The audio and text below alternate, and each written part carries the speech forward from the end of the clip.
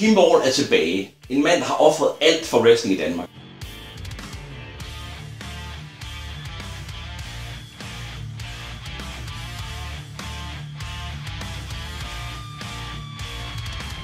Kim Wall er en af de wrestlere, der har været med i allerlængst tid. Han har årevis af erfaring.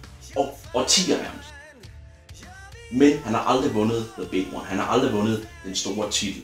Og der er ingen tvivl om, at når han kommer på Train den 28. maj, så er det det, han kommer med som mål.